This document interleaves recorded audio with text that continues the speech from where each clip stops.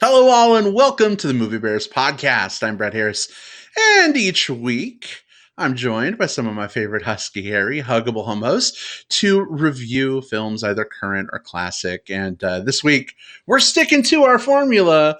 Folks have told us they love consistency where the show is concerned. So we try to do what we can to help you out a little bit. We're going to be reviewing not one, but two movies this time, though. We're going to be talking The Way Back, starring Ben Affleck, as well as Emma, starring Anya Taylor-Joy. But before we get into any of the amazing conversation I'm sure we're about to have a plethora of, let me introduce you to my wonderful co-hosts. Jim Pugliafico is 25 feet away from me right now in another room, in another wing of the house. Hey, sweetheart, how are you? Wing. Yeah, I'm in another wing. Yeah, because we have wings in our house. We just live in a palatial McMansion, and we have wings. Listen, in our minds, we live in an 1800s, very fancy 29-bedroom house, don't we? I know, right? I was when we get to that movie, I can't wait to talk about just the rugs that they had in those rooms were insane. Anyway, thank you, babe, and welcome to the podcast, everybody. I think we're definitely in feels like we're in this long run of social distancing and a weird world right now, and we're all kind of hanging in there. So I'm just super glad to be able to do the show with you guys and talk to some people like Hammy and whoever else joins us tonight to talk about movies. So thanks. Indeed. Well, glad to have you here, sweetheart. And you called out Hammy in the live chat. Hamstracked is with us. So good to have you here, Hammy. And anyone else that's watching live, feel free to say hi in that live chat. Or if you're watching through the magic of digital tape delay on YouTube or listening through your favorite podcast app, feel free to say hi. Share your thoughts in the comments. We'd love to hear from you. Someone else we'd love to hear from. Haven't introduced him yet, but we'll remedy that right now. William Lindis is here with us. Hey, Will. How are things in 12,000 miles and 25 feet? How you doing? Yeah, I don't know quite what the math is, but it is a lot farther than 25 feet. Unless you have just the most amazing palatial mansion ever, we're not exactly in the same wing. But no, things are okay here in Austin, Texas. We are on mask order. I don't have it on right now, but I do have my mask with me. I'm social distancing. I'm doing all of that, but I think most importantly, I was thinking about this, Brad, based on something, you had posted to social media and something that we'd talked about. And that's, I think between you and I specifically, we have something like 16 years of like work at home experience, right? Yeah. And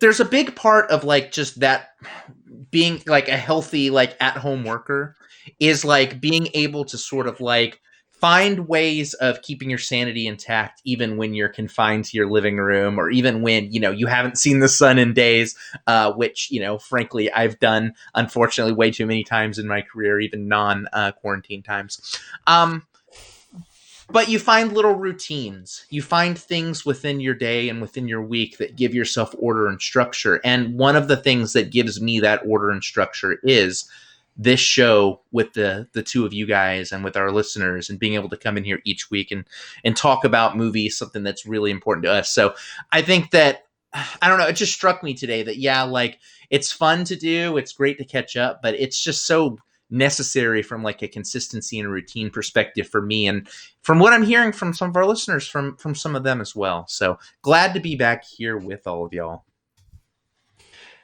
Absolutely, Will. I mean, it's like I said, it's just this is like our routine, right? To do this once a week, basically, and it helps. And Brad and I were just talking about the other day, like how easy it is with this kind of a change, and it's not as big of a change for somebody like you and Brad who are used to working from home. But for me, it's like this change has really fucked with my routines really badly. Like things like, and I'm not ashamed to admit this anymore, but like things like basic hygiene and just stuff that I would normally do every day when I would have to get in the car and drive to work, that I don't have to do now. Yeah. Tends to fall to the wayside if you don't put emphasis, on doing it and keeping it a Mhm. structure. It's kind of crazy to see that happen. It's very easy to fall into the trap of rolling straight out of bed 5 minutes before work, taking a piss, and then just hopping right into work, not showering, not brushing your teeth, not having breakfast, not saying hi to the cats, not reading Facebook or the Kissing your newspaper, husband. or saying hi to your husband. Shade. Yeah. No, that's me. That's me. That's like I put that all on me. That's self shade. It happens, but you're absolutely right, Will. You got to create that routine for yourself, and one of the ways, certainly we do that. Of course, this week we kind of had to punt schedule wise and health wise to Thursday. I was doing some crazy Beat Saber working out, and I felt like I broke my shoulder, which was not fun. And this was like an hour before podcasting, so we try to maintain some normalcy in our schedule and in our time, but we appreciate folks being flexible when we do have to make some adjustments. But we're still here. I think this is where we say we're still queer, and we're still talking about movies on this show. And get used to it. Get used to it. Get used to it. Steve, hey Steve, welcome. He says hi, Bears in the chat. Steve, so glad to have you here. Welcome. Thanks for joining us. And we are going to jump into our discussion of The Way Back and Emma here in just moments. But I feel like we've got to set this up a little bit. So if anybody listened like 3 or 4 episodes ago, back when this whole like COVID thing started, Jim and I had just went to see The Way Back, starring Ben Affleck. It was the last movie we saw in movie theaters. We were the only people in the theater. And that was like the part of the Hollywood like outbreak disaster movie where like things are just kind of ramping up. Things are a little weird out in the streets. There's like pregnancy of danger in the wind. That was the last movie that we saw. And Will, you had seen Emma, and on that show we were talking about like the fact that Will would probably never watch The Way Back, and I was like, Jane Austen, I'm out. I'm never watching Emma. But we kind of came to a deal. Will was like, all right, I'll watch The Way Back, a basketball movie starring Ben Affleck. This is probably not so much in your wheelhouse. If you, Brad, will watch Emma starring Anya Taylor-Joy, a Jane Austen period piece, which is absolutely not in my wheelhouse. Jim was kind of caught in the middle, but Jim's like, yeah, let's do that. I'll watch those movies. Let's see what happens.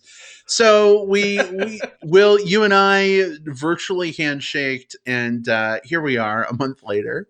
We have seen both films, and I'm kind of curious to hear your thoughts on The Way Back and Emma, and kind of get into it, have some good conversations. So did I set that up enough? Are there details that I missed?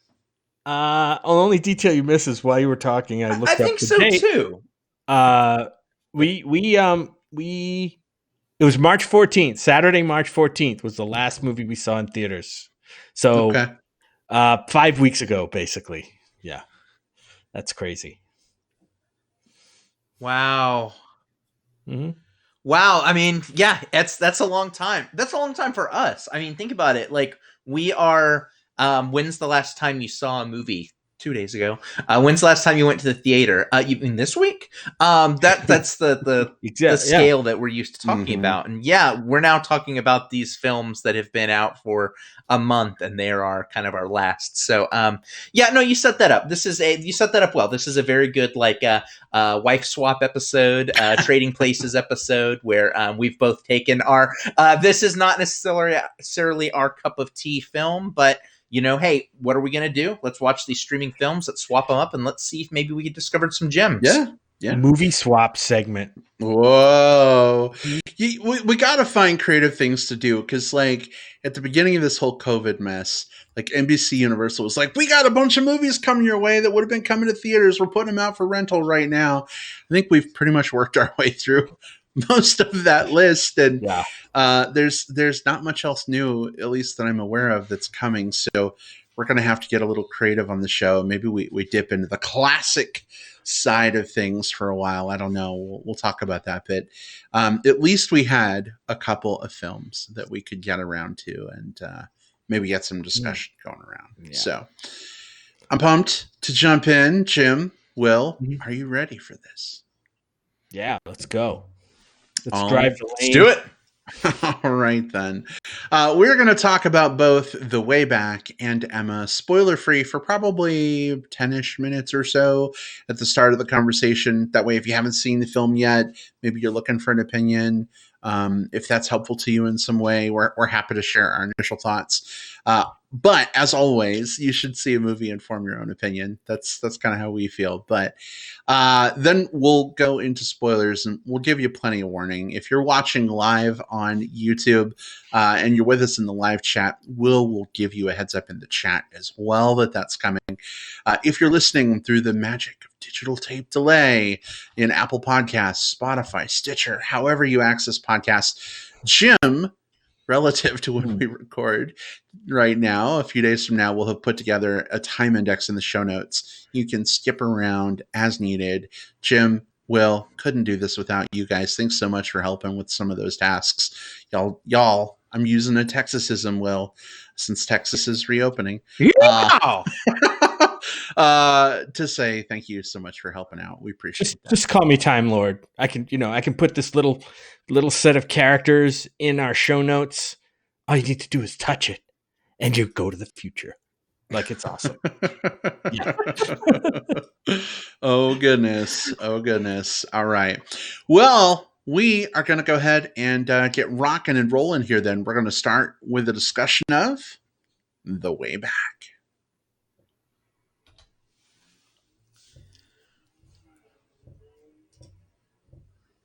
All right. So, Jim, we had the honor of this being the last movie we saw in movie theaters before the COVID craziness really took hold here. If you wouldn't mind giving us just a brief setup of this film and maybe talk a little bit about, your experience seeing it. Is this worth checking out in, I won't say in theaters because you can't do that right now, but Right. is this worth checking out for a $20 rental?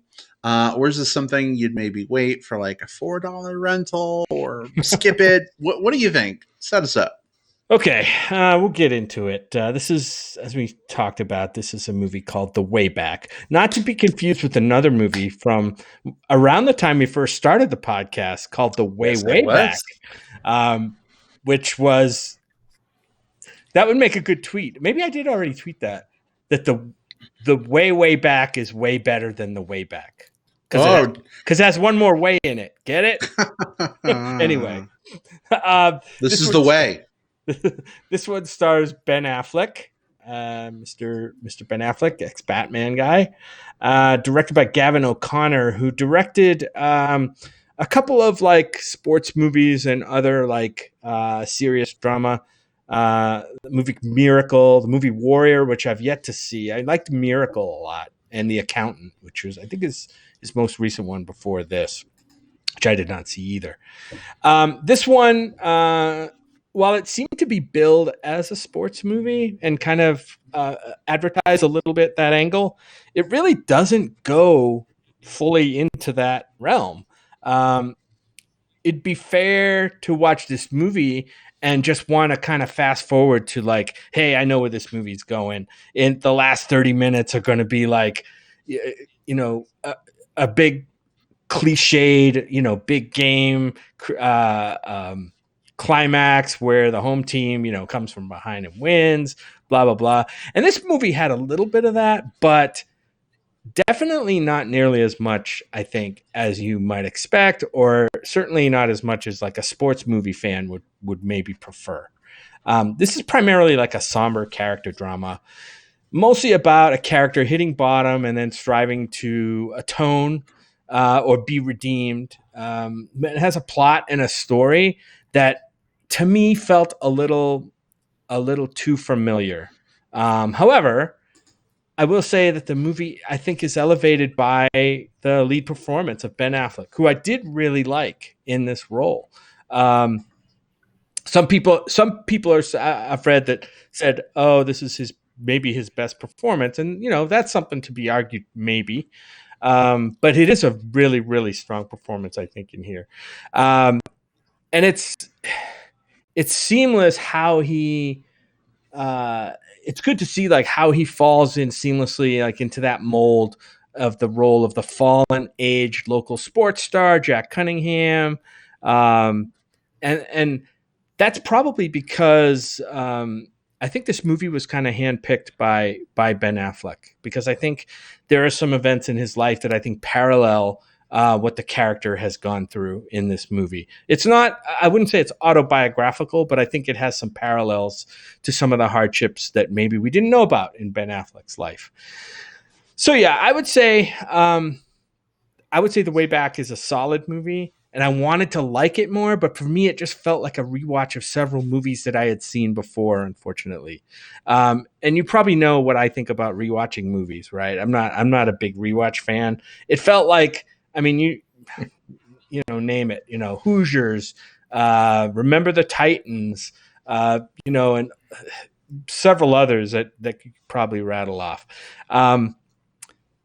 And also, being, as we mentioned, being the last movie I saw in theaters, I really do wish I liked it more than I did. If this movie had just maybe one more standout element other than Ben Affleck's great performance, I could have really gotten behind it and recommended it. But unfortunately, it doesn't, and I can't recommend it. So I'm going to fall on the not recommend side for the $20. All right. So you really liked Ben Affleck's performance. Yeah. But the movie wasn't a standout enough. It wasn't urgent enough. The movie seemed quite cliche and very downbeat without really much of a payoff. So yeah, I don't, like I said, I think his performance was the best thing about the movie for me. All right. Very good. Well, let's move on to Will. Will, do you feel similarly to Jim, or where do you come down?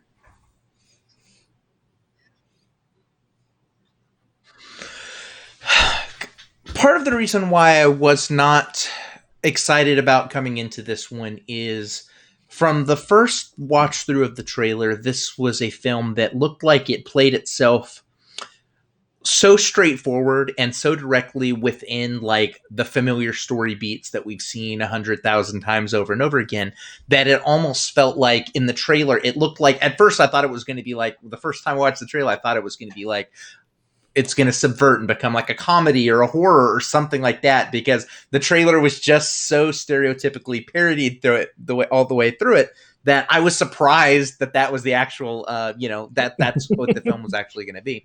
So here we go. I watched the movie, and I'll start by saying Ben Affleck was really, really good in this. Ben Affleck is a remarkably charismatic dude who I think in real life, if he were a part of your circle of friends, like any given person's circle of friend, he'd probably be one of the people that's most likely to sort of like be one of the ringleaders and sort of like the person that you like are magnetically drawn towards. That's who he is. He wears his like cocky swagger on his sleeve, and he uses it to sort of like great avail. He is a Hollywood leading man for a reason. And what I liked so much about this performance is that I felt like this was the smallest and both smallest and also schlubbiest we've seen Affleck. And I'm not talking about in his appearance, but just in the way that he came across. Like he eroded so much of that charisma. He can't, this is a character who has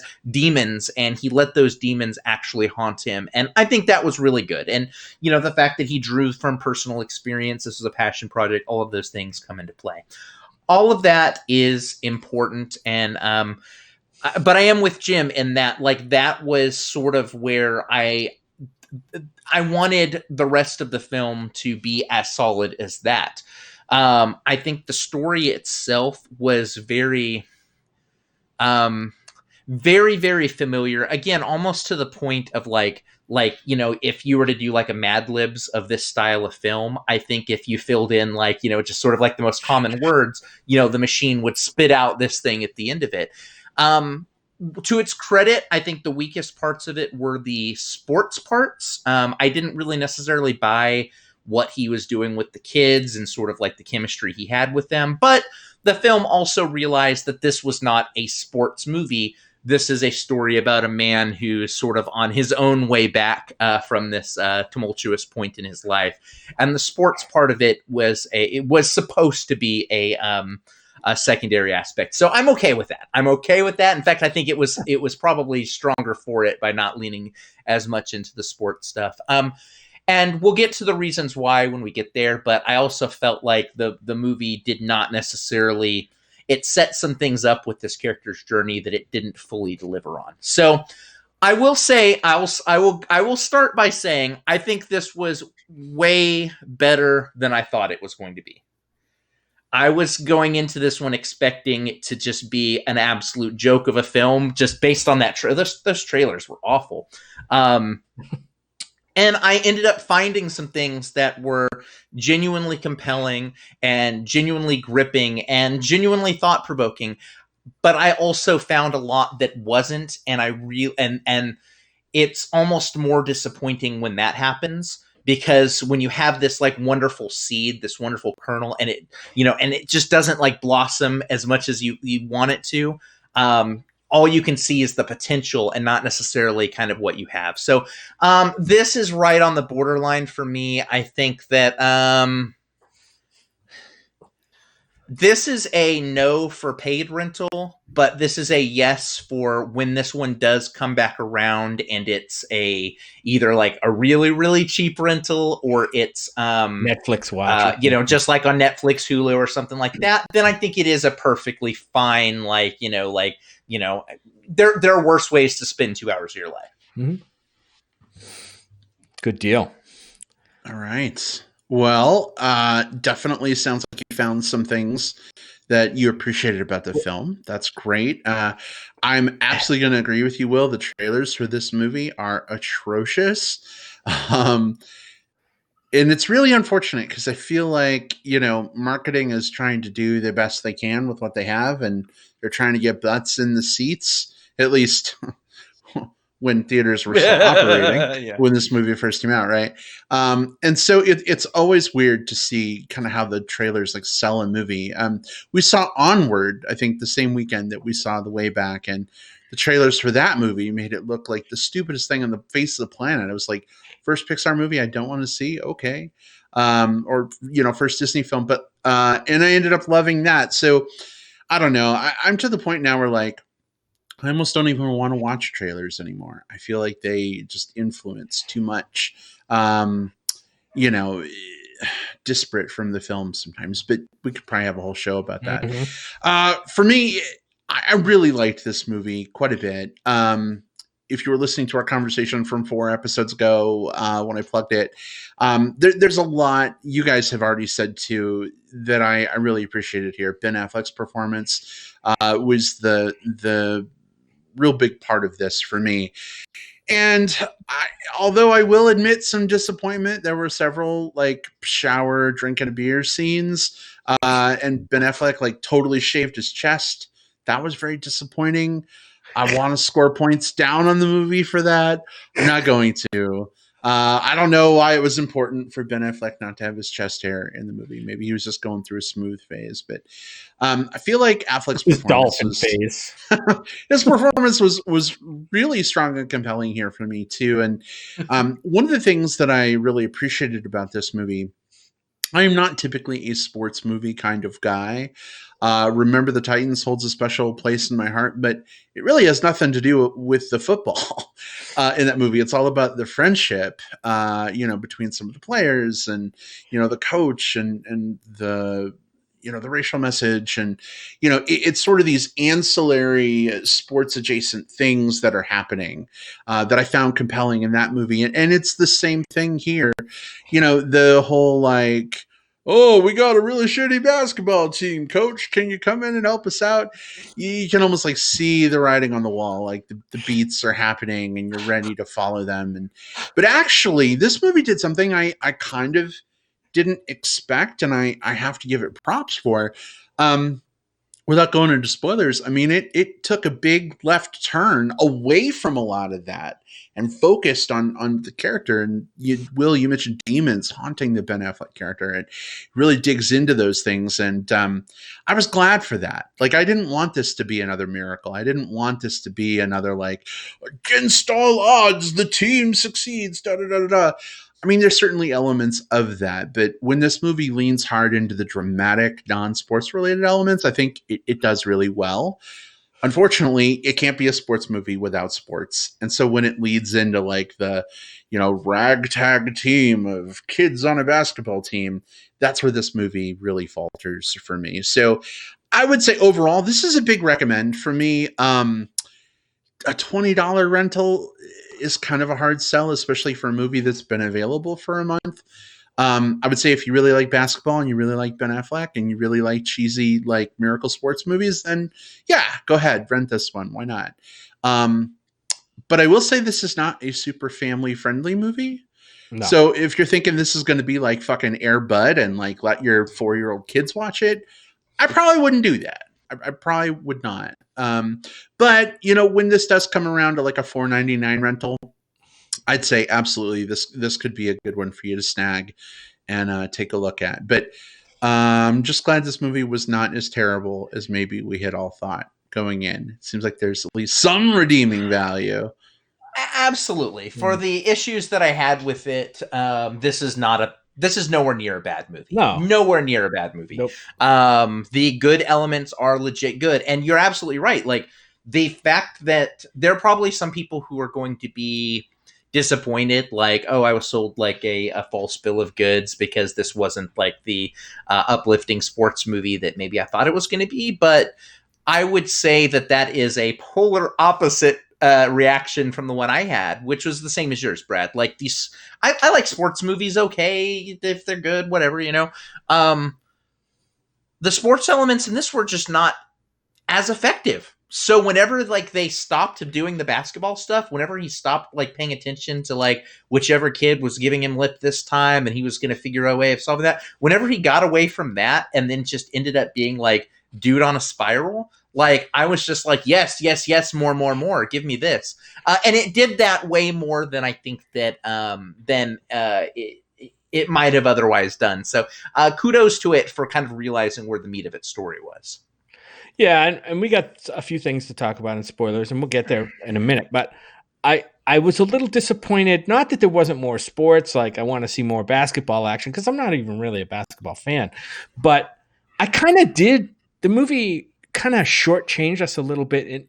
It gave us a lot of Ben Affleck's character, but I don't think it gave us much of really any other character in the film. And maybe it wasn't going to do that, but it wanted to give us 2 straight hours of Jack Cunningham moping around. But I kind of wanted some of those basketball players may have had like interesting stories to the point where it may have helped elevate the story of the movie. I mean, just never got any. They were all very much like caricatures. Oh, you have the kid from the uncaring parent, and I don't know. It's just, yeah. It was kind of too much like one cliche after another, and I just really wanted something different. And there was one thing that happened like over an hour into the movie that just kind of floored me, not from a sense like, oh my God, that's emotionally crushing, because I think it was supposed to be, but it was just like, oh my God, really, you're going to spring this on us now? Like an hour into the movie. Yeah. Haven't we already set up that this guy's like, I don't know. It was. Yeah. I think we're getting dangerously close to spoiler territory at this point. Yeah. So I'm going to go ahead and just make the call. We're going to open things up to spoilers. Okay. Real quick before we do, Hammy says in the chat, I liked this movie. Wasn't anything new, though. Not that I needed it to be. And that's an interesting thought, Hammy. We go into movies for different reasons sometimes, right? Like, you might go into a basketball underdog team movie really wanting that, like, emotional, heightened, like, joyous, win, whatever.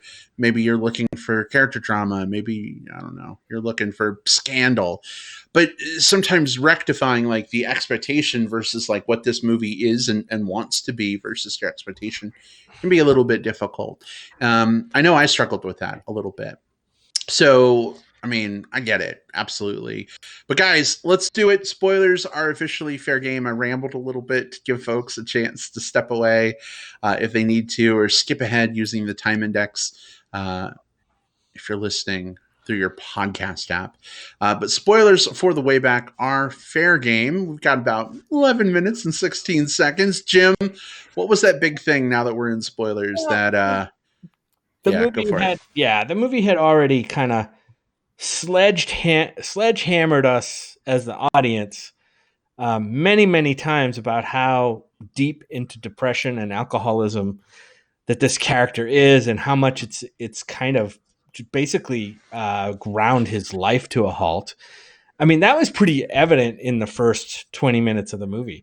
But then for some reason, like probably well over an hour into the movie, they bring up, oh, now there's a dead kid involved, right? Like where was this the whole movie? Like at least me, I did not see it coming, because I was already bought into the fact that this guy he had a rough life already. Like whatever happened, whether it was a child that died or his divorce or his drinking or this and that. Yeah, I get it. He's had a tough road, and I'm on board. I just thought that the whole, like, the dead kid stuff was really and was just really like just piling on, like a little ham-fisted. So for me, it was a little bit the opposite in that, like, and it's interesting. I had a negative reaction too, but for a very different reason. And that was from the very beginning of this movie, as he's, talking to his wife, and it's just like, there's things I can't talk about, just like those things. It's like, okay, his kid died. That's what the problem is. And then I felt like I had to wait through an hour of the movie for them to spring it as a reveal, when it didn't need to be a reveal, because it was, at least for me, it was just sort of a thing that was like just get to this so we can get over it. And the problem with that, I have less a problem with like whether a movie surprises or doesn't surprise me. What I do have a problem with is when a movie withholds too much until the end and then doesn't allow time for payoff. And that's what happened here. That's my big sort of gripe with this movie. This movie does a very, very, very good job of showing us the spiral downward. But what I don't think I got as much out of this was the name of the movie, The Way Back. Like, I think that some of the successes that we were supposed to see from this character, him reigniting his love for the game, him being able to contextualize the emotions that he was feeling for his lost child, the successes that he had in touching these young children's lives and like making them better human beings through this game of basketball. None of those felt as earned. They felt like it was pretty rushed. Like, we spent so much time focusing on how he was like in a depressive state that when he then talks to a kid, they're just like, my life has changed, thank you, just out of nowhere. With very little setup. Same thing as he's dealing with like the family stuff. It happens so late in the game that I never really got the vibe that this was a character whose journey back was really earned. If they had led off a little bit earlier with, like, if they hadn't tried to play cute kind of with the reveal, if they had just sort of like made that more part of it, we could have seen him struggling with that more and coming back from it earlier in the film, which would have made some of those shots that were supposed to feel probably more invigorating and uplifting, or at least ruggedly inspiring towards the end of the film. I think those might have hit a little bit harder than they ended up. Yeah, I don't know. Maybe it's because I don't see as many movies as you guys do, so I'm not as good as, at like Scooby-Doo ferreting out, like, something signaled early, like should be that. Like, I don't think I picked up on everything being rooted around a dead kid and their relationship breaking up over that within the first 10 minutes of the movie. I didn't feel like I spent that first hour like waiting for them to drop a bomb I already knew was going to be dropped. For me, I was wondering what was going on. I was trying to parse it out. I was trying to figure it out. And I was getting a little bit frustrated in a good way, I think, trying to get to that point, because I'm like, man, you have this character. He's obviously so tortured. He's obviously been through something very traumatic. We see some interactions between him and his ex-wife. They're at this little kid's birthday party. Like, what is this? Why is this a difficult thing for them? And then we figure it out. And for me, it was really impactful. And I think, my own struggles with depression in the past, I think about people we're struggling with depression right now. I think about friends and family members who struggled with alcoholism and drug abuse.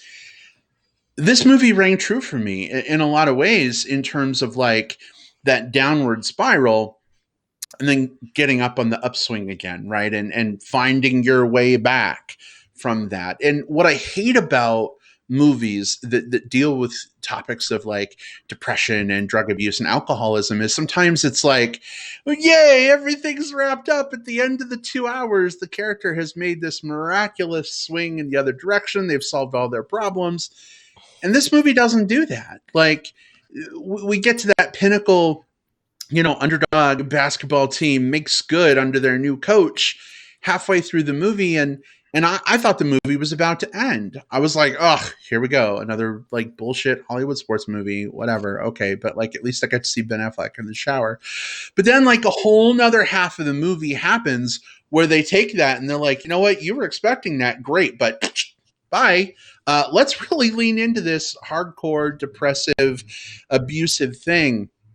And I felt like that was earned, and I felt like that was true to life. Like, people have these great upswings all the time, and then it's almost like they sabotage themselves when things are going too great, or something happens and they can't control, reflexes or reactions, and they end up in a worse spot than they were like before taking over a basketball team or before becoming a leader at church. And I don't know, I felt like that was earned and really lent something to the struggle.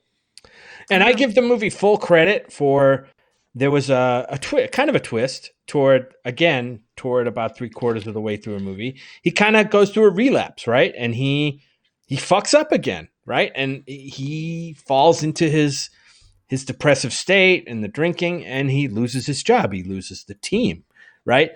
That's a thing that I didn't expect to see happen in this movie, right? You don't typically expect to see that. And I give the movie props for taking it that way and holding to those stakes, right? He didn't miraculously get his job back because, Nope. the assistant coach, who, by the way, that Al Madrigal guy who played the assistant coach, I thought he was really good too. Right? He was great. But Al Madrigal's good. Yeah.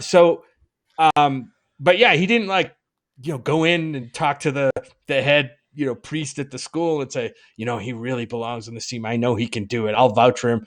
That didn't happen. And that's cool. I like that the movie did that and stuck to its guns at the end. My only complaint was like, I didn't need to have like the whole section of flashbacking to his son's death to know that the pain that this guy was under. I just didn't need that. Yeah. Well, I think that was the part of the issue for me is that, and it's not necessarily a full knock against this movie. It's more just something I wish we would see more of in movies in general. It's like, I think that part of the reason why I clocked this is like, and it wasn't even like from a mystery perspective. Like for me, it was just sort of like, oh, it's like, okay, he's got a dead kid. Is that a lot of these movies, that's like the cause of grief has to be dead child or has to be dead wife. And we saw a dead wife, therefore it must be dead child. And I would love to see a movie that was more like this, where someone who was struggling with depression and struggling with alcoholism, that it could be tied to, like, it doesn't have to be like a, because of X, now we have Y type scenario. Not a full knock against this movie. It's just something I want to see more of, exploring like these types of mental illnesses outside of that. Yeah. But I think for me, we have this whole spot with these kids who are supposed to have inspired by this coach.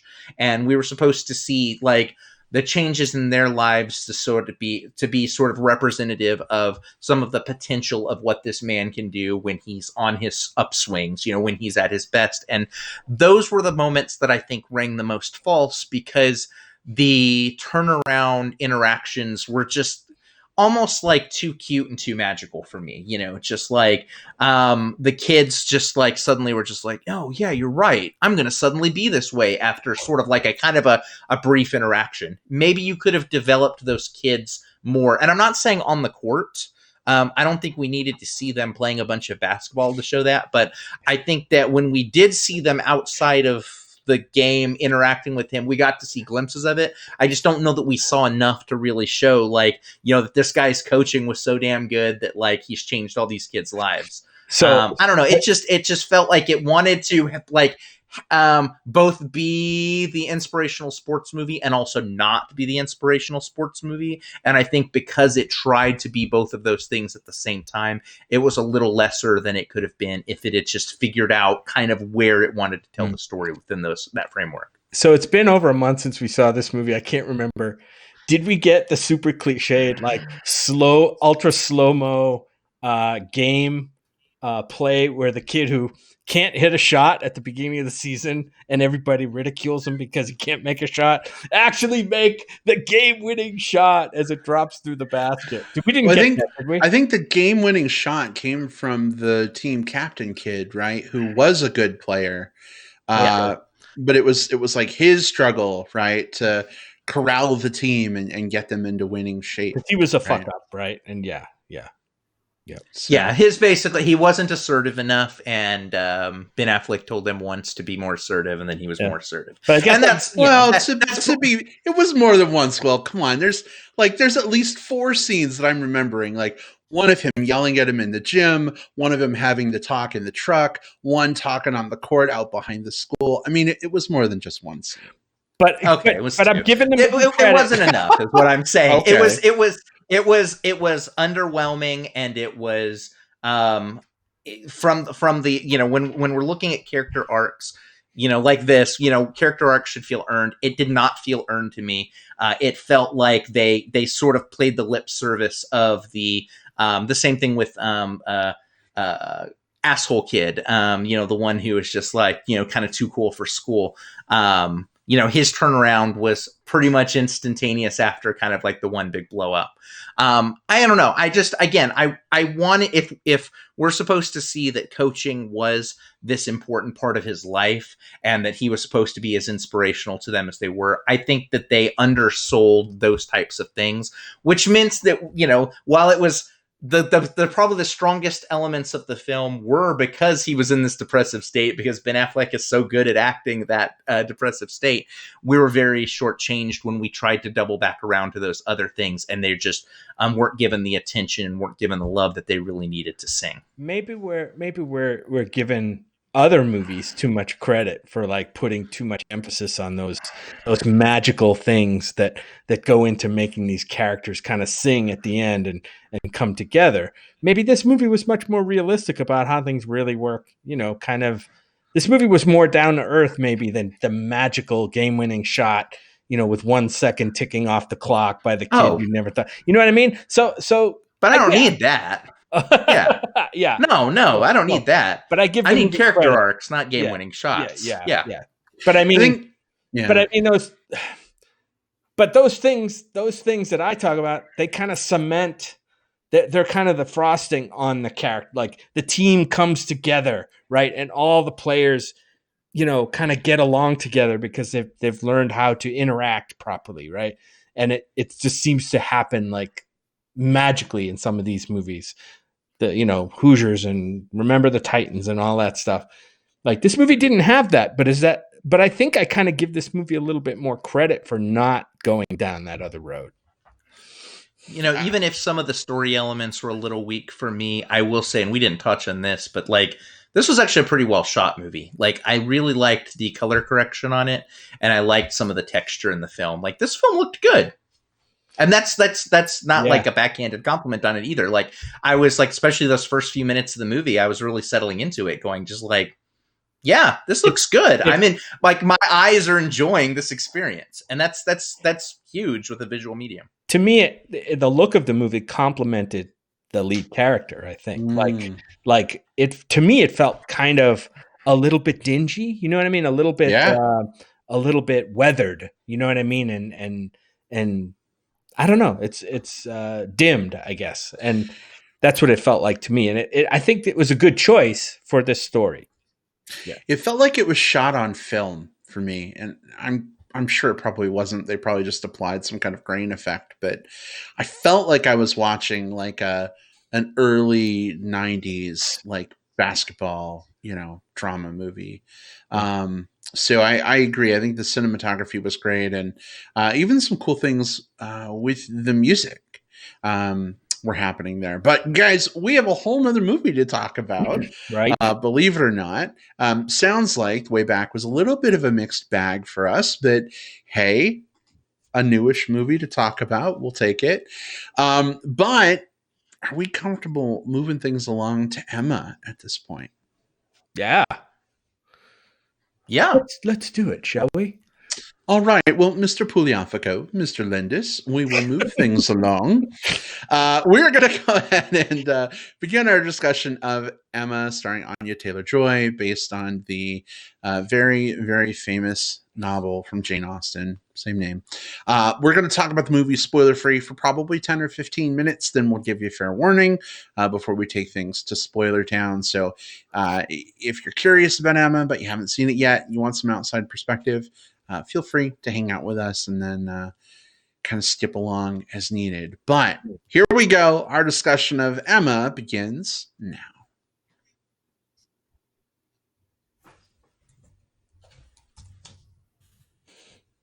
All right, so Will, give us a little bit of setup on Emma and let us know your thoughts. Is this worth a $20 right now rental? Is this worth a $4.99 rental later on? Or should it, maybe be a skip movie in your eyes?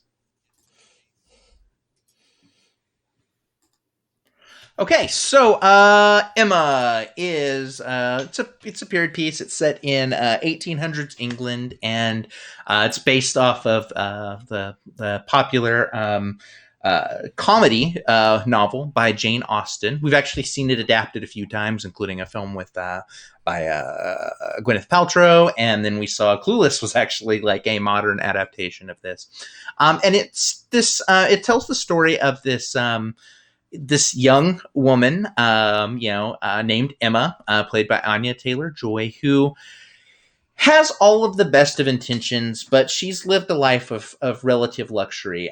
She lives a wealthy life with a father who is both loving but also sheltering in such a way that she's sort of allowed to fulfill her whims and meddle in people's lives, usually with the best of intentions, but never with any true understanding of kind of the impact of what that type of meddling does. And of course, through the course of this film, as she interferes with the romantic lives of some of her different friends and different people in her community, she starts to come across some very real feelings of her own, and she has to account for those while also dealing with the consequences of her own actions. And for me, I mean, it is literally hard for me to say any movie is worth $20 to rent. I will start by saying that it could be my absolute favorite movie in the world, but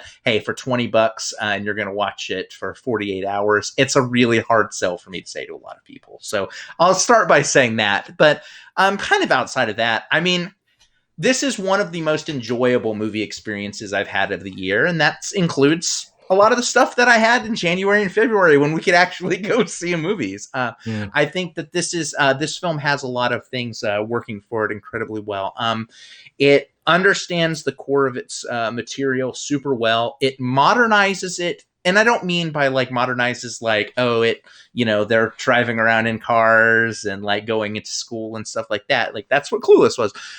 But it takes those sensibilities and it takes like the way that we interact with the character of Emma herself as we sort of see what she's going through and as she's doing what she's doing. And it contextualizes that in a way that I think is very, very familiar for a more modern audience than, say, even, a mod audience like 10, 20 years ago. We have some great supporting performances in this. Bill Nighy is in this, and he's just absolutely delightful. Mia Goth shows up and just absolutely knocks it out of the park. And we've got this dude in here, Johnny Flynn, who is he plays Mr. Knightley.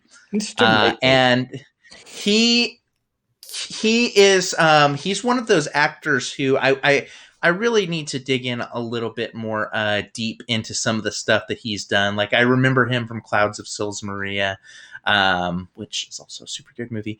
But he's mostly done television work and stuff that I just haven't really paid a lot of attention to. But he does a lot of act. Like he's one of those guys who does a lot of acting with his eyes, and I really like watching that. And someone who's just like kind of a look or a glance can tell a lot. This movie has an amazing score. As I was watching, I was done my second watch with Scott, and he actually had me pause at one point. He says, "The music in this is really good, right?" I'm like, "Yeah," and that's not something he's usually like jumps on right away. But like we had to track down some music on this one. I love this movie. I laughed a lot in it. I enjoyed the way that this movie. Different adaptations of Emma have had varying degrees of how much they hold the Emma character accountable for her actions. And this one toes the line in, I think, the most effective manner of those different ways. It makes the character relatable and likable while also not fully excusing who she is and what she does. And I think that that's a really, really good blend. So pair that with great cinematography, great sharp wit and timing, just colors and costumes that pop, and again that score. I love this one, so I would recommend you go check it out. Okay. All right, got a big recommend from Will. Jim, did you feel similarly? I don't think I loved it as much as Will did. All right, let me start out by saying I have never watched any other adaptation, I don't think, of any Jane Austen material. This might be my first introduction to Jane Austen stuff, certainly to Emma, the character, and that world. But it was funny because when I pulled it up on the screen, like in iTunes, right, to do the $20 rental, I was shocked at how many Emma movies came up when I did the search for Emma. The whole top row was like Emma movies. I'm like, holy God, I didn't realize that this movie was made so many times. And then, Will, when you said Clueless was a remake, that's another movie I actually didn't see. So, yeah, it's kind of crazy to me. But anyway, so started watching it, and wow, I did end up liking a lot of this movie. I did especially like the performance of you said it was Johnny something who played Mr. Johnny Flynn. Flynn. Yeah, I liked the character a lot. I just thought his character got a really good treatment in the movie because he's kind of the good guy, right? He is the knight, right? In shining armor in the movie. And I think I was kind of forced to like him, but the movie was effective in that way. I was iffy on the Emma character. She's a strange character. I wouldn't say she's really likable, because she's really kind of clumsy in terms of what she's doing, and it's questionable behavior, and the privilege comes across in her character, which is another non-likable aspect. So by the end of the movie, you're like, I'm not sure I'm rooting for this person to succeed or not. So that's what I did like about the movie. I liked some of the character work that was done. The beginning of the movie threw me back a little bit because there was a lot of characters that they were introducing by last names. Yeah. And that always kind of throws me back a little bit. Like, it kind of keeps me at arm's length. Like, wait, he's Mr. West or something. And this, who's he? And wait, she's his daughter, or it was very, there's a lot of characters kind of thrown at you right at the very beginning. And I think maybe viewers who are familiar with the story and maybe Jane Austen's style might have warmed up to that a lot sooner than I did. So it took me a little while. But by about halfway through the movie, I was totally into this movie the whole way through, and I did end up liking it because of those character moments. I actually wanted more of some of the characters. I wanted more of the Knightley character. I wanted more of who was the gentleman at the end that ended up. Can we spoil this? I don't know. We can't. We're not going to spoil it now. But who was the other guy? He was a young guy. We saw him at the end. Oh, another talking about Mr. Martin. Yeah, Mr. Martin. Right. Oh, Martin. Yeah. I wanted to know more about him, and then the older woman there, who Miss uh, Bates. the one who couldn't stop talking. Yeah.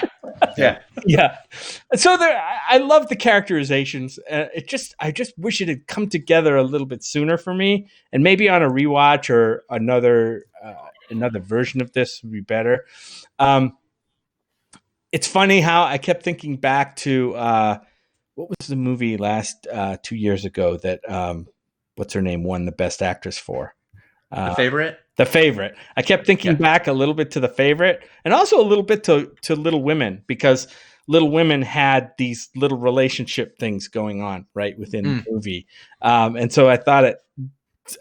I loved Little Women. I ended up loving Little Women, but this movie is this is a like for me, a mild like for me. I don't know if I could recommend most people spend $20 on this movie, because I think you would kind of have to be into period movies, these kind of relationship movies, and if you're a Jane Austen fan, obviously you're going to see it anyway. So, but yeah, I ended up liking it. Brad, let's hear what you say. You definitely raised some great aspects of this movie that I like as well. The use of color in this film is fantastic, especially how certain colors seem to represent certain things. We see a lot of yellow when Emma is trying to be a good friend. We see a lot of red when, love is kind of the main topic. And I also like just a lot of the costuming in this film. Period pieces aren't usually my thing, but they paid some really great detail on those different costumes, and it looked and felt very authentic for the time, which I think is also it's a blessing and a curse sometimes too, because I feel like the counterpart to that is this movie is all about the problems of rich white people. I'm trying to remember like a single non-white person in this movie. Were there any? I don't remember, and that feels a little weird to me. I know this is a period piece. I know that in rich England back in the 1800s, like it was all about the rich white people and what was going on with them. But it just, I don't know, it felt a little icky to me. But you mentioned the music. Music was really, really good in this. I liked some of the lighthearted, sort of incidental musical cues that were happening between some of the scenes. I really liked how Miss Bates, Jim, you mentioned the older woman who like couldn't stop talking. She's probably my favorite character in the whole movie. And I, without spoiling, I like that her character gets a little bit of an arc, even though she is not, the height of which, white people and their problems. She has something to say. She has something to do. And, for an ensemble cast, I think it can be hard, right, to give everybody something meaningful to do and add. And I feel like this movie did a good job of that with its characters overall. One of the issues I have, though, Jim, you haven't seen any of the previous Emma incarnations, but I've seen quite a few of them. I saw the Gwyneth Paltrow, I saw the Kate Beckinsale, I saw the two-parter BBC series that came out. I've seen Clueless. So, like, this isn't my first Emma rodeo. And I felt like this movie is just such a cookie cutter copy paste job in a lot of ways. And, I'm all about being respectful to the source material. And there are passages lifted like directly from the pages of the book here. But it's really funny. Jim, you and I did this after we saw Emma the other night. If you go back and watch the trailers for those other Emma movies, Clueless aside, they're like exactly the same, like the same lines of dialogue, the same things that are happening. So, Will, when we get into spoilers, I'm really curious from your perspective, because you said this movie kind of modernized some things, not necessarily in terms of like driving cars and talking on cell phones, but I'm really curious, especially if you've seen some of the previous incarnations, like what this movie did that was more modern from your viewpoint. So I'm looking forward to hearing all about that. I felt like from a directorial style, this was Wes Anderson's take on Jane Austen. And I know it wasn't Wes Anderson who directed this film, but there's a lot of the same like Wes Anderson-y like symmetry. And I like symmetry, but like it was a little much sometimes. Some of the like stilted framing and posing of people where they're just like standing still for 3 seconds at the beginning of a scene and then they get into action. It just kind of harkens back to some Wes Anderson for me. But what saves it for me was we got to see some hot butt in this film, and I won't spoil whose butt it is. But it did make my inner top go rawr. No frontal. So no frontal, sadly, no frontal. But yeah, this movie's a mixed bag for me. Some things I liked, some things I didn't like, some things I really didn't like. But overall, I would say if you like period pieces, if you like the problems of rich people, if you like love stories, then this film might be for you. But overall, I'd say this is, at least for me, certainly a pass at $20. I don't even think I'd recommend it at a $4.99 rental. But if it's on like TBS or something a year from now, sure, why not? Yeah, one thing I neglected. Feels like you felt the same about Emma as I felt about The Way Back. So that's probably pretty good for our wife swap episode. Go figure.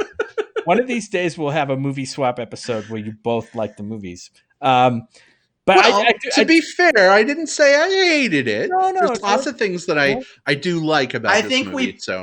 I think we probably both came away from our wife swaps. I should probably stop saying that. We probably came away from that movie swap. Probably both more positive than we expected. I'll say this. I'm glad I saw it. I'm not wishing I could get that 3 hours back. But, you know, I mean, to be fair, I think you and I both will on our respective films agree. I mean, there are some things that maybe didn't work as well for us, and that's okay. I do want to mention, even though I was very lukewarm on the character of Emma, and maybe that's intentional. I'm sure that I'm hoping that was intentional, right? I don't think she's a likable character. I think by the end of the movie, I don't even know if you understand her, because she does come around a little bit to being more of a acting like a normal person a little bit more toward the end. But I will say I still love Anya Taylor-Joy. I thought she did an amazing job with the character, given what she had to work with. She's on screen probably the entire freaking movie. So good on her. And I'm always looking forward to what she's doing. It's good to see her living deliciously. Yes, she is. She's definitely living deliciously. Wouldn't you say, Miss Woodbridge? What she's likable in that, like, this is a character who it's very easy to make a character who I have no cares in the world. I have a bunch of money and I'm going to use my charisma and my influence to meddle in the lives of other people. It's super easy to make that an absolute, just like hateable character. Those are traits that a lot of times that the type of character that Emma is would often appear as the equivalent of like the mean girl or something like that in like a high school comedy or something like that. So for us to follow her as the protagonist and for her to be someone who we're not trying to boo off of the screen, that we're actually invested in, like, okay, is this girl going to get it? Is she going to like grow up? Is she going to learn from what she's doing? You know, that's where she's likable to me. Like, you know, she's not doing all the right things, but you don't hate her for it. And you kind of want to see her like grow. You want to see her grow. You want to see those growth moments. Speaking of growth moments, Hammy has an interesting question in the chat. He says, why does some movies that do what we've seen done many times before get a pass while others don't? Does a movie need to bring something new to the table? Or maybe is just doing what it's supposed to do good enough? When you think about growth moments, you know, like, what do you guys think about that? Does a movie like this, which has been made several times before, need to bring something drastically new to the table? It's execution. It all falls down to execution. I think that's a thing that we face in not just in adaptations and remakes, although I think it's very fair, but also when we're looking within any individual genre. I think when we look at horror movies, for example, I think there was a long stretch where we went all in on Shyamalan as a collective, because we felt collectively that we had to have some sort of twist or subversion or it wasn't worth watching. And I think we realized afterwards, like, wait a minute, we put so much emphasis on the new that we weren't looking at the fundamentals and the foundation. And so I think for me, it all comes down to execution. I can watch something that is familiar, has the same tropes, has the same beats that we've seen before. I can watch that movie again and again and again under different names and different titles and different whatevers if it's done well. What I can't is when it's not done well, and then I feel like I'm just watching like a bad version of what I've seen before. So just to clarify, so like if they made another version of Emma 2 years from now, different cast, different director, that's something that would excite you if it was done well. I'd say that, like, obviously anything, like if you watch the exact same, if we're exactly talking about remakes only and we're exactly talking about 2 years later, then yeah, obviously like you want some distance between your remakes. Gotcha. But at the same time, execution does account for a lot. I watch a lot of horror movies, and when you watch a lot of horror movies, you sometimes see like the same storylines done. When, if you're someone who's like super into like escape rooms, like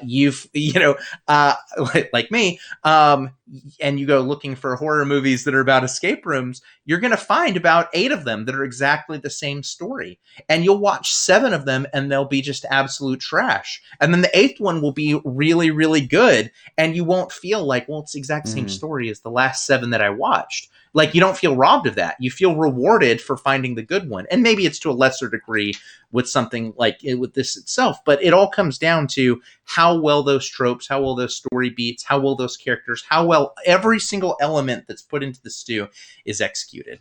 Sweetheart, how about for you? Because I know, when A Star is Born came out a couple years ago at this point, or was it last year? I don't even remember. A Star is Boring? Is that what you said? A Star is Born. You watched like the 3 or 4 previous versions going into the newest one.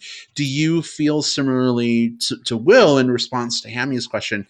Does it need to do something new, or can it just be a retelling and that's fine? I think most of what I watched, though, the ones I watched, they all had, at least in that movie, those movies, they were all a bit different. They all had a different angle, kind of a different angle, a different time setting.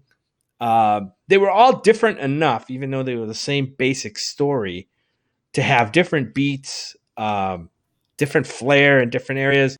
They were different enough to me to, I guess, I'm okay. I'd rather watch something new. Hands down, anytime I'd rather watch something new.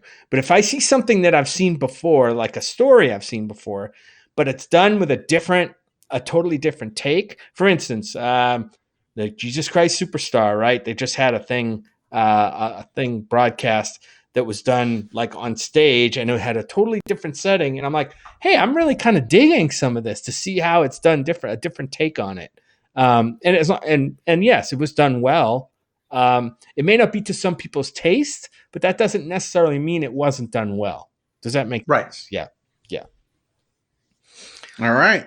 Well, Hammy, there you go. Hopefully that answers your question. He said he was looking forward to hearing what the Time Lord had to say, in addition to your well-said comments. Well, so yeah, definitely interesting to think about. I think about another recent example, The Lion King, right? We've been talking a lot about the different Disney remakes, and as much as I love The Lion King, it didn't really do anything new with the story. It didn't really do a lot new with characters. But Will, to your point about the execution, for me at least, bringing The Lion King into a pseudo live action. I mean, it's really all CGI, but it looks pretty amazing. The way that they executed that and the way that they sort of modernized some of the songs, and that worked for me. But Jim, to your point about sense and sensibilities, taste, right? It's just a matter of taste. Right. That doesn't necessarily apply to everybody. So, Hammy, I mean, mixed mileage, I guess, right, is going to vary, but definitely understandable. Like, I think for some people, copy of pasta might be cool for some people. They might be looking for something a little more drastically different. The cool thing is, I think, this movie tries, and we're going to get into spoilers here in a second. This movie does try and bring in fresh new faces that we haven't seen in a Jane Austen movie before, right? And kind of let them grow and expand a little bit. So I'm excited to get into spoiler chat. Jim and Will, are you ready, or did you have some other non-spoiler thoughts before we do? No, I think I'm ready. I'm just saying that like this whole discussion, and we don't have to get into it any further. But like I said, for me, this was a new thing, right? And so I didn't have that. I didn't have that potential issue with this. It was. I was discovering a new story, a new writer, new characters, all new for me. So, yeah, maybe if I go back and watch some of the others, we'll have issues, but we'll see. Wasn't the problem. And even new by itself isn't an indicator of success. Oh. We have a movie out right now. It's another one of these like new ones, Wendy, which is sort of a retelling of the Peter Pan story, like modernized by a solid director and all from Wendy's point of view. And it's not a great movie. And it's not because it changed perspectives and did something new. It's because the film elements itself struggle. Whereas we can look back at something like Into the Spider-Verse, which is like a very drastic retelling of like the Spider-Man stuff. And it's generally well liked. So it all comes down. I don't think, for me, it's not a matter of the new and the old and the what. It's just what we do with them. I'm really excited to maybe talk about some of the things that they did with this one specifically, in the spoiler section, so that we can maybe unpack one of those questions you asked earlier, Brad. All right. Well, we are going to make that transition to the spoiler section for Emma.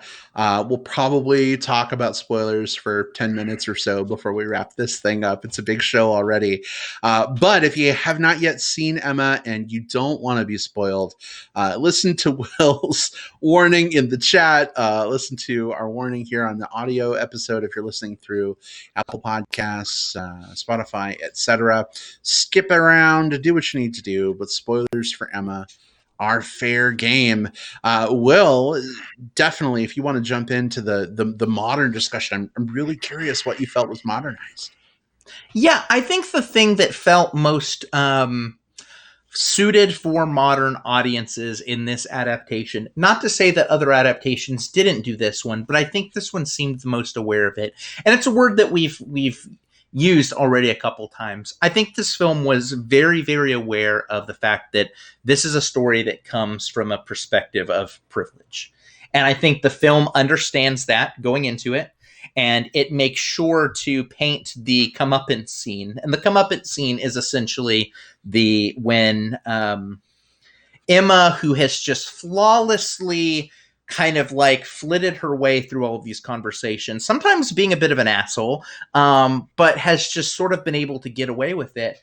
She puts herself in a position where her privilege doesn't pay off anymore, where she can't back out of it, where she crosses a line, she says something too severe, and even the people that are paying lip service to it, specifically Miss Bates, who is the one that was wronged by it, you understand that everyone is aware of exactly what happened, and everyone's view of Emma dropped, and she was aware of that in that exact same moment. And again, not to say that we haven't seen versions of those types of things in these other ones, but I think this one did so with a bit more of an awareness towards the perspective of the privilege that she brings. The other thing that I think really felt again, modern in terms of the storytelling itself was just some of the punctuation on some of the wit and the jokes and kind of the banter back and forth. I think that some of it really like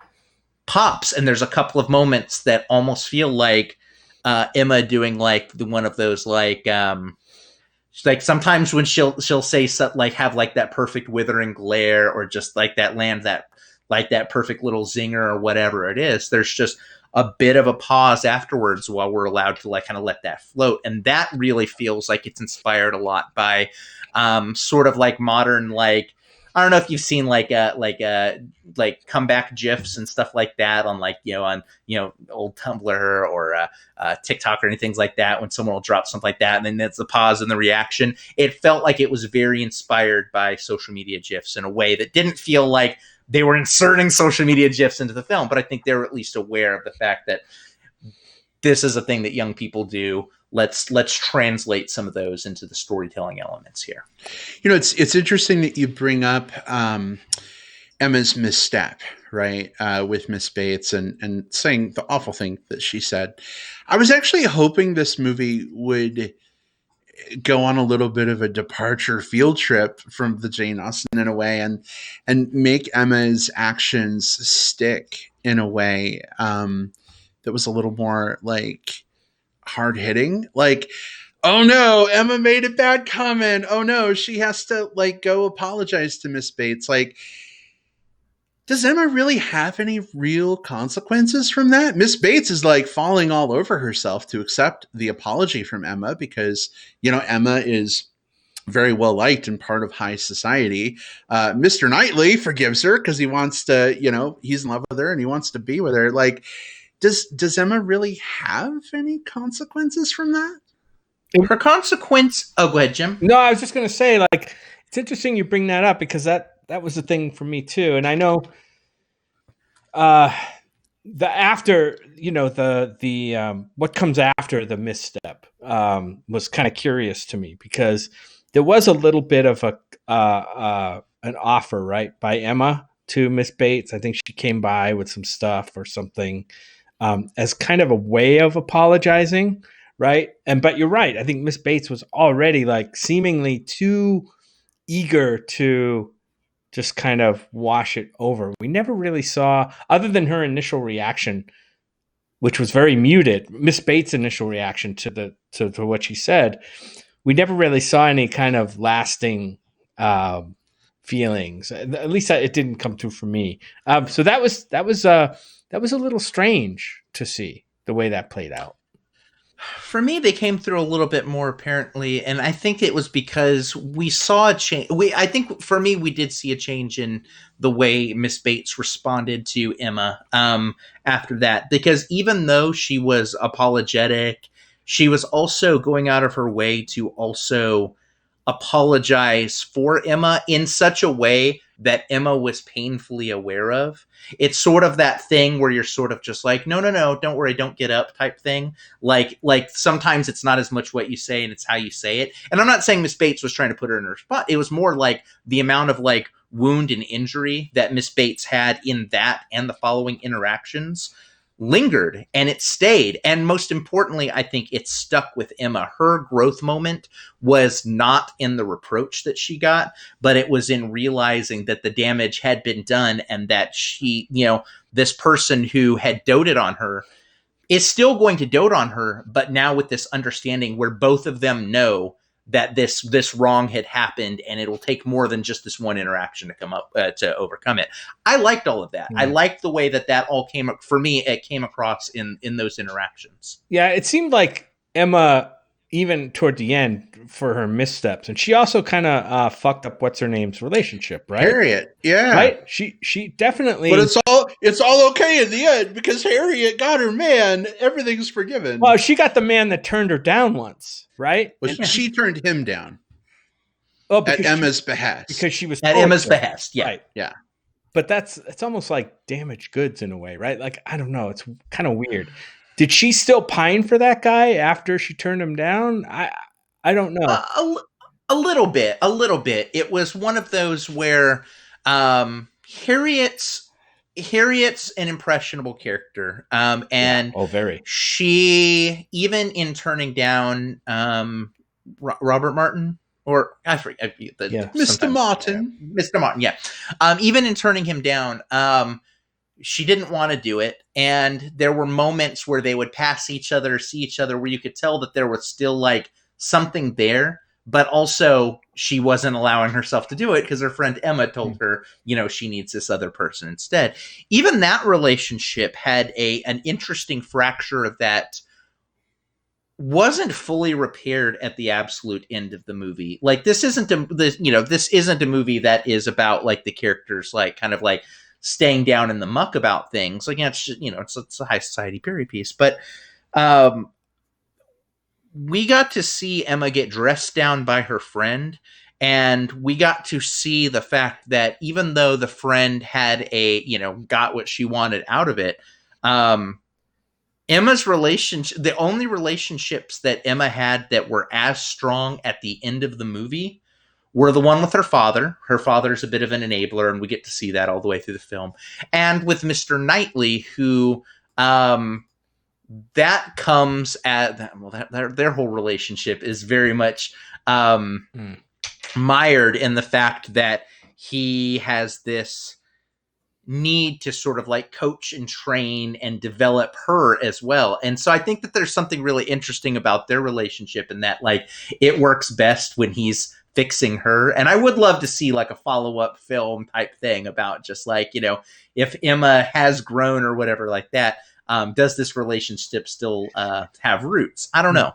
What do you guys? Oh, go ahead, Jay. No, you go, babe. No, go ahead.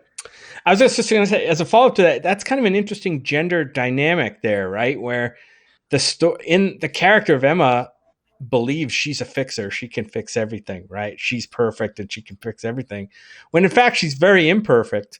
And yet it's the male who's very like an understated character is the one who's kind of teaching her how to be a real person. You know what I mean? It's a good thing there was a strong man there to take her under his arm and teach her how to be a good woman. I know it's a little it's a little bit of a problematic. I mean, if you look at it from that level, it is a little bit problematic. It was done very subtly, right? I think it's done very subtly in the story, but that's exactly what is happening. I'm just, I guess I'm a little disappointed because how great would it be to have an Emma character who looks at her own behavior and doesn't need Mr. Knightley, doesn't need her father, doesn't need anyone else to convince her that she's been a total bitch and she needs to repair things. You know what I mean? Like, I feel that's a little unfortunate, and it also perpetuates some like class distancing happening, even between like friends trying to advise each other. Well, they're a lower social class, they're a lower wealth class. I don't know, like it feels a little icky.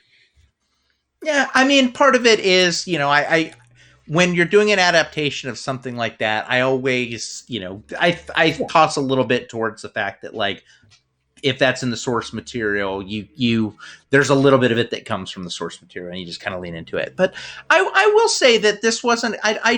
While I think Mr. Knightley's like dressing down of Emma over her actions was a part of her growth, I do also think the interactions that she had very specifically with Miss Bates there at the end caused some introspection in Emma too. And I think that's I mean, for me at least, that was a big part of her growth. And so while it is like, it is a little iffy and a little problematic when you do have a character who is, a male character kind of teaching the woman how to do it, I do think that I got to see some Emma growth from within as well. Yeah. Fair enough. All right. Well, we have had a very excellent discourse, Mr. Pugliafico and Mr. Lindis, around Emma. Any final thoughts before we wrap up for this week? Let's play the uplifting comical music. we were watching with subtitles on for some of this, and it was hilarious how like you really should go back and, well, you may be outside of your rental period or whatever, but if you watch it with the subtitles on, the way it describes the different musical cues is funny. There's whimsy. There's whimsy built into those, which I appreciated. We tend to watch just because my, I have this is part of why I love watching movies in the theater, as specifically ones that Dan talking, but like I have like something going on with my ears where it's like it's really hard for me when I have multiple audio things happening at the same time. Like my brain just processes them as a wall of sound instead of specialized, which sucks, makes a lot of things hard. So at the movies, you just have just the one audio source and it's great. But at home, there's no matter how quiet you make it, there's the dogs barking outside, the kids playing on the trampoline in the next yard constantly. I hope they can hear me right now. Constantly. Bitter party of one. Yeah. No. So, but you have all of these different things. So we tend to watch with subtitles at home because it's just like for me, it's just really hard for me to process like dialogue when there's other things going on. Especially if it's heavily accent. Yeah. You know what I mean? And Right. this one we had to do without though, because there was something going on with the subtitling where it was the visual so when it either had subtitles off or the subtitles plus the Closed caption. what is it, like the visual like the visual impaired audio accompaniment. So there was like at the very beginning, like when we first started, we had to restart it, there was this woman's voice going, zoom in on a farmhouse, you see, and it's like sort of describing, which I know is for is for people who are visually impaired, but like I had the hardest time getting that setting off, and I was like, I'm just gonna have to watch it with this woman telling me what I'm saying. But I do love it when you see stuff like that, just like whimsical outro, sad acoustic guitar, It reminds me of those those memes that are like cries in Klingon. Yeah. All right. Well, we're going to go ahead and wrap things up here. Thank you for everyone that tuned in live as we were recording. Great to see you folks in chat. Hamstrat, thank you for sharing some really awesome thoughts and questions as we were recording the episode. I know shifting over to Thursday this week, some of our other regulars in the chat weren't here. You're very missed, but we had to punt. We'll get you back. Thursday. We'll get you back next week. We'll get you on the way back. On the way back. Ah! All right. Anyway, in any event, we're going to figure out what we're doing next week, and we'll see you next time. But between now and then, Jim, let's let folks know how they can interact with us online or from at least 10 feet away. Jim, where can people find you? You can find me on my Twitter account, which is at JJP Out West. Those are my initials, JJP Out West. That's where I tweet about movies and like to get into comments and stuff sometimes about movies. Got to be careful with that. And on Facebook under Jim Pugliafico. That's my name. All right. Excellent. Will, how about you? Look for me on Twitter. I'm at whatever cove. Not posting there much these days, but I'm there. You can look for me on Facebook. Just look for William Lindis. Just send me a message so I know who you are. Look for me on Letterboxd, and honestly, just look for me on Animal Crossing. That's probably where I am at any given time these days. All right, excellent. And you can find me on Twitter at iBradPro. If you're watching the video on YouTube, my handle's right here on the screen. Again, that's at iBradPro. You can find me under that name on Letterboxd as well, or under Brad Harris on Facebook. Please send a message, though. I want to make sure you're not a very clever bot disguising itself to get my personal information. I don't think I've ever sent a bot any compromising personal information, but if they're a clever bot, how do I know? Haven't been hacked yet, knock on wood. Clever bot. All right, everybody. Well, thanks so much for tuning in. We will see you all next time. Goodbye, everybody. Bye. Bye-bye.